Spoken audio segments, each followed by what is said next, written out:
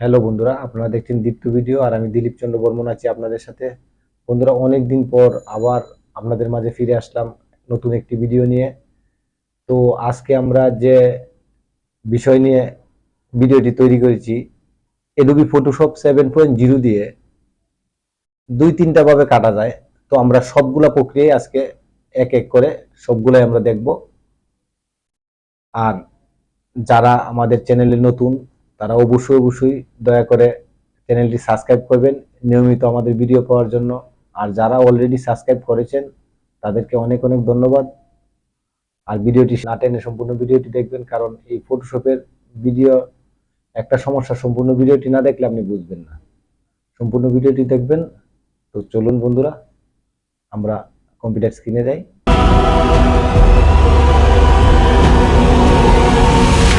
ছবি Adobe hello বন্ধুরা, আমরা দেখব এডোবি ফটোশপ 7.0 তে কিভাবে ছবি বিভিন্ন আকারে সাইজ করা যায় বা রিসাইজ করা যায়।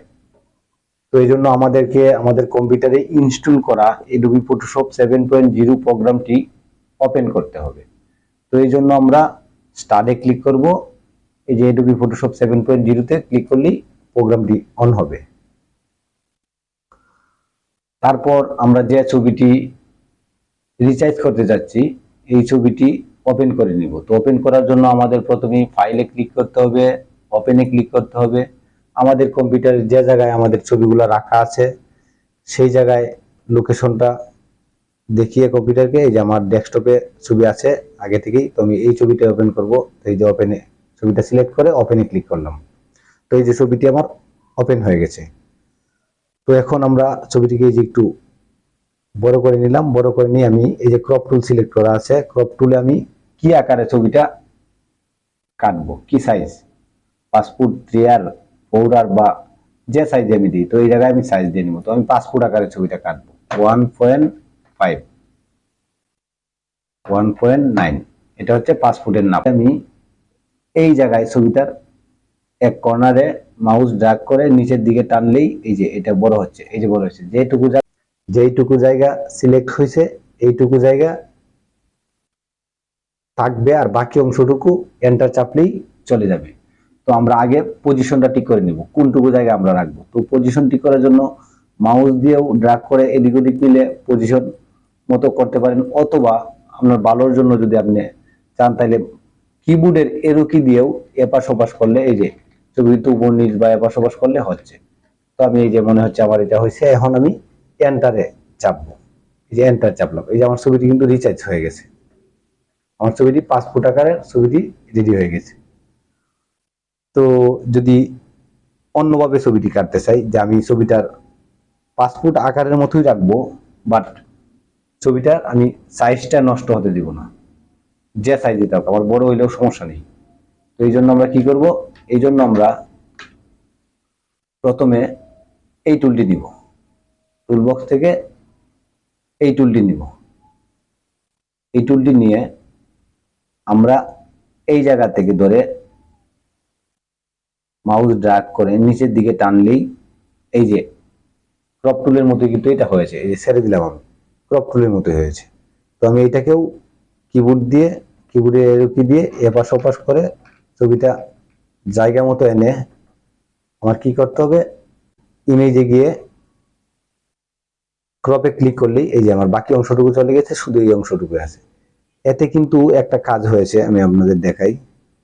এতে কিন্তু এই যে ইমেজ সেটিং এ গেলেই আপনি বুঝবেন, এই যে ছবির সাইজ কিন্তু ঠিক নেই।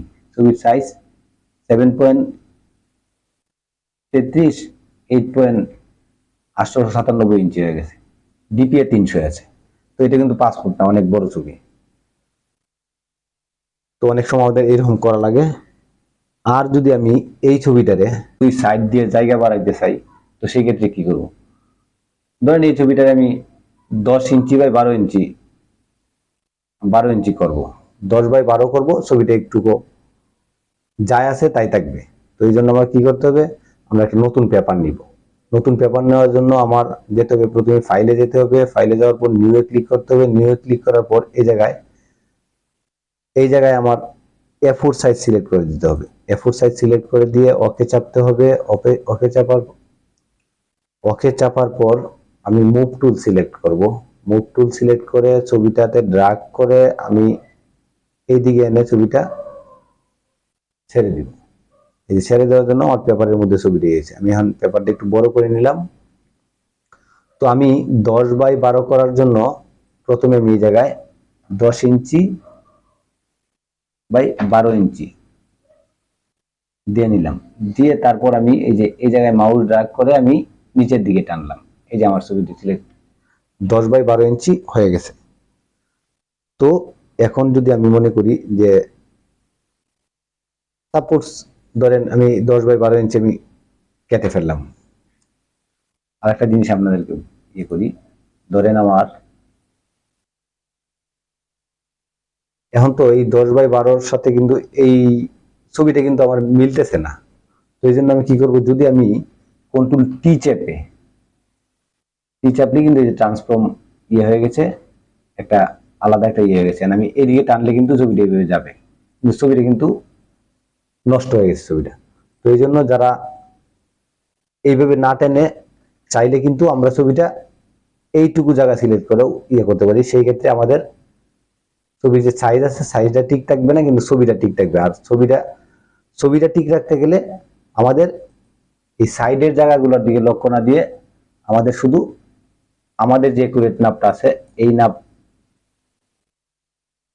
মাপ মতো দিলেই, এই মাপ মতো দিয়ে এই যে আমার সাইডের জায়গা কোনো প্রবলেম না।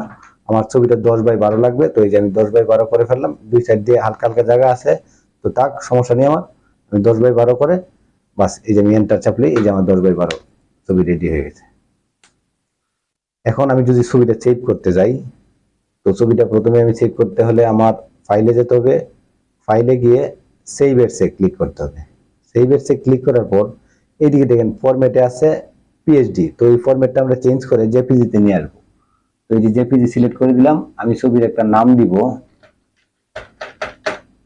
ছবিটার নাম দিলাম। এখন আমি কোন জায়গায় সেভ করব, তো আমি এই ফোল্ডারটি দেখে দিব যে জায়গায় সেভ করবো। তো আমি ডেস্কটপে সেভ করতেছি।